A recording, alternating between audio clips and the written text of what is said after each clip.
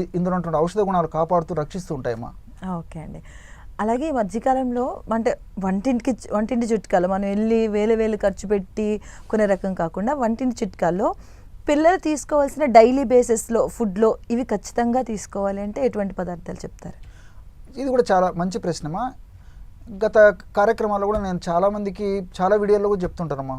ఎందుకంటే పిల్లలకి ఆహార అలవాట్లు అవగాహన లోపంతో ఆరోగ్య స్పృహ లేకపోవడం చేత మరి తల్లిదండ్రులు ఆ హాని కలగజేసేటువంటి ఆహారపు అలవాట్లు చేయడం జరుగుతుందమ్మా. సో మరి ఈ నేపథ్యంలో మరి వారు గుర్తెరిగి ఇప్పటికైనా తెలుసుకొని చక్కటి ఆహార విధి విధానాలను పిల్లలకు అలవాటు చేసినట్లయితే చక్కటి ఆరోగ్యవంతమైనటువంటి భావి తరాలు మనం చూడడానికి వీలవుతుందమ్మా. మరి పిల్లలకు సహజ సిద్ధమైన డైట్ ఇవ్వడానికి ప్రాధాన్యత ఇవ్వాలమ్మా. అంటే రోజు తీసుకునేటువంటి ఆహారంలో కనీసము 20% ప్రకృతి ఇచ్చినట్టు అంటే డ్రై ఫ్రూట్స్ కానీ, డ్రై నట్స్ కానీ, సీజనల్ ఫ్రూట్స్ కానీ, ఫ్రూట్స్ కానీ, అదేవిధంగా మరి ఈ యొక్క మొలకలమ్మా స్ప్రౌట్స్ కానీ ఇలాంటి ఆహార పదార్థాలు చిన్నప్పటి నుంచి అలవాటు చేయాలమ్మా. సో ఏదో ఒక పద్ధతిలో ఇచ్చేటువంటి ఆహారంలో కనీసం 20%, 10 నుంచి 20% వరకు ఖచ్చితంగా ఈ అలవాటు చేయడం చాలా చాలా ముఖ్యమమ్మా. అదే దీంతోపాటు ముఖ్యంగా ఈవినింగ్ అవర్స్లో మాత్రం ఈ డ్రై నట్స్ కానీ, డ్రై ఫ్రూట్స్ కానీ, అదేవిధంగా సీజనల్ ఫ్రూట్స్ కానీ ఇలాంటివి ఈవినింగ్ అవర్స్లో మరి ఒక ప్రత్యేకమైనటువంటి ఒక స్పెషల్ ఆహారంగా లేకపోతే ఒక డిన్నర్గా ఇదే ఆహారం ఇవ్వడం కూడా పిల్లలకు అలవాటు చేయడం చాలా చాలా మంచిదమ్మా.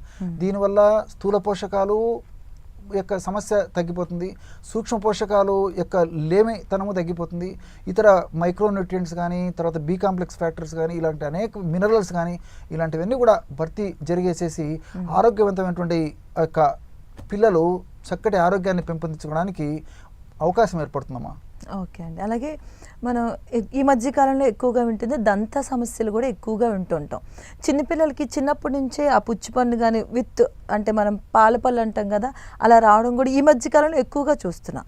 సో అలాంటి వాటికి ఎలాంటి చిట్కాలు చెప్తారు? ఓకేమ్మా. చిన్నపిల్లల్లో ఈ దంత సమస్యలు పూర్వకాలంతో పోల్చుకుంటే విపరీతంగా పెరిగిపోయినాయమ్మా. రకరకాల పేస్ట్లు వాడుతున్నారు, రకరకాల పౌడర్స్ వాడుతున్నారు, రకరకాల కెమికల్స్తో నిర్మితమైనటువంటి ఎన్నో అడ్వర్టైజ్మెంట్ చూసుకుంటూ కూడా మరి వాడుతున్నారు. కానీ ఆశించినటువంటి ఫలితాలు ఎక్కువ శాతం మందిలో పిల్లల్లో కలగడం లేదమ్మా. దంతాల సమస్యలు, చిగుళ్ళ సమస్యలు ఇలాంటివి అనేక రకాలైన సమస్యలు వస్తున్నాయమ్మా. మరి పిల్లలకి ఏంటంటేమ్మా చిన్నప్పటి నుంచే రోజు 2 సార్లు దంతధావనం చేయడం అలవాటు చేయాలమ్మా. ఫస్ట్ చేయాల్సింది. సో రోజు 2 సార్లు ఉదయం ఒకసారి, రాత్రి ఒకసారి దంతధావనం పళ్ళు తోమడం అలవాటు చేయాలి. అదేవిధంగా ఆహారం తీసుకున్నటువంటి ప్రతిసారి కూడా కాస్త నీళ్లు, గోరువెచ్చని నీళ్లు ఆ సందర్భానుసారంగా అవకాశం ఉండి దొరికితే గోరువెచ్చని నీళ్ళతో నోరు పుక్కిలించి వేయడం అలవాటు చేయాలి. అలా వీలు కానటువంటి పక్షంలో మామూలు నీళ్ళైనా సరేమా, మామూలు టెంపరేచర్లో ఉన్నటువంటి నీళ్లు కూడా కాస్త నీళ్లు తీసుకొని పుక్కిలించేసి ఉమ్మేసేయాలన్నమాట. ఆ విధంగా ఒక గ్లాస్ నీళ్లు కాస్త నీళ్లు నోట్లో పోసుకోవడము, పుక్కిలించేసి ఉమ్మేసేయడం.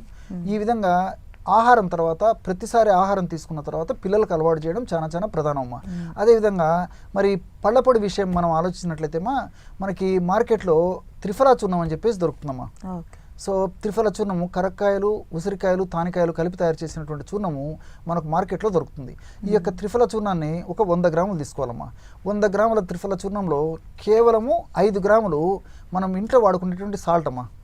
ఈ 2 కలిపేసేసి రోజు ఒక్కసారి దంతధావన చూర్ణంగా పిల్లలకు వాడుకోవడం వల్ల దంతాలు పుచ్చు రాకుండా ఉంటుంది. అదేవిధంగా దంతాలు మరి త్వరగా శిథిలం కాకుండా ఉంటాయి. అంతేకాకుండా ఈ యొక్క ప్రభావం చేత మరి చిగురు కూడా దెబ్బతినేటువంటి పరిస్థితి ఏర్పడుతుంది. కాబట్టి చిగురులకు సంబంధించినటువంటి ఇబ్బందులు రాకుండా ఉంటాయి, నోటి దుర్వాసన రాకుండా ఉంటుంది, దంతాలు పటిష్టంగా ఆరోగ్యంగా ఉండేదానికి అవకాశం ఉంటుంది. కాబట్టి మరి కేవలము త్రిఫలా చూర్ణం ఒక 100 గ్రాముల్లో 5 గ్రాములు ఉప్పు కలిపేసేసి పిల్లలకు రోజు ఒక్కసారి దంతధావన చూర్ణంగా ఈ యొక్క ఔషధాన్ని వాడుకోవడం వల్ల చాలా చక్కటి ఫలితాలు కలిగేటువంటి పరిస్థితి ఏర్పడుతుందమ్మా. ఓకే.